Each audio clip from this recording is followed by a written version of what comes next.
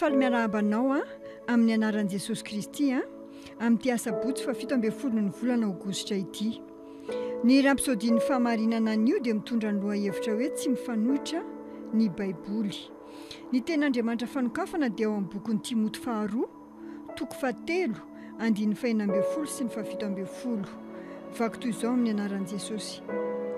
Ny soratra masina rehetra nomeny tsindrimandrin'Andriamanitra dia mahasoa koa ho fampianarana, ho fandresen-dahatra, ho fantsiana izay diso, ho fitezana amin'ny fahamarinana.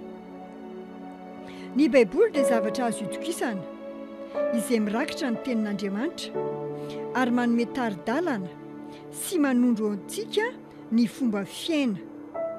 Misy anefa ny olona sasany izay miezaka manaratsy amin'ny filazana fa misy amin'ireo atsipirian-javatra izay tsy mifandray ao. Ohatra iray, ny fitsanganan'i Jesosy tamin'ny maty.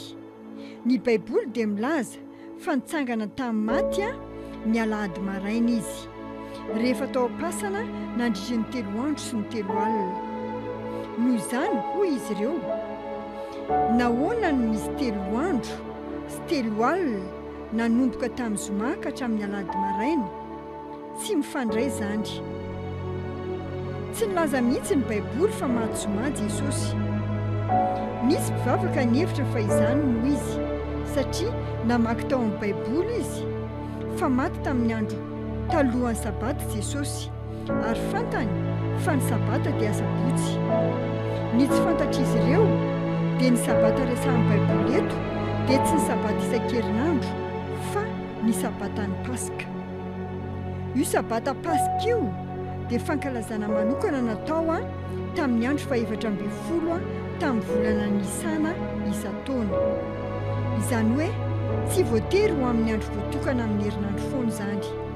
Io tahaka ny Krismasy 25 Desambra ho an'ny ankamaroan'izao tontolo izao, fa ny 25 Desambra dia tsy voatery ho alatsinainy foana isan-taona. Tamin'io fotoana io dia alakamisy ny andro 14 Nisana. Koa nomboana tamin'ny hazo fijaliany Jesosy tamin'ny alarobia, ny andro talohan'ny sabata Paska. Ny filazantsara Matthieu sy Marka ary Luka dia tsy nilaza fa sabata Paska izany. Fa Jaona dia nilaza mazava tsara hoe ny mpitarika jiosy dia tsy nankasitraka ireo nomboana mbola niantona eo ambony hazo ny andro manaraka izay sabata satria andro lehibe izany sabata izany. Ao amin'ny Jaona toko 7 andiny 1:30 no ahitantsika an'izany tenin'Andriamanitra izany.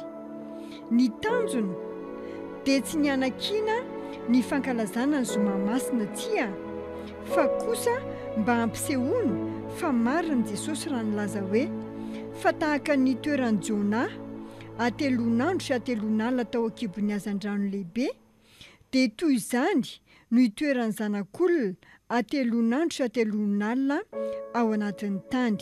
Matthieu toko 12 andiny 14 izany tenin'Andriamanitra izany. Nofatsihana teo amin'ny hazo fijaliana izy ny alarobia ary raha mbola nazava ratsy ny andro ny alahady dia nitsangana izy.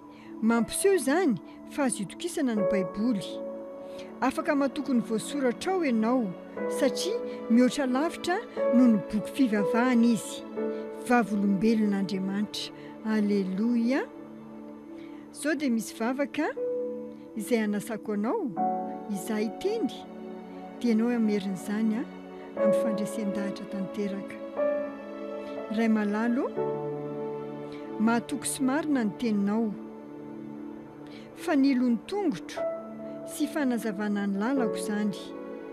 Matanjaka aho miorina mafy amin'ny fahamarinan'ny soratra masina izay afaka hianteherana satria mahasoa ny fiainako amin'ny lafiny rehetra izany. Amin'ny anaran'i Jesosy. Amen. Mivavaka ho anao amin'ny anaran'i Jesosy Kristy mba hanana tontolo andro feno voninahitra ianao amin'ny anaran'i Jesosy.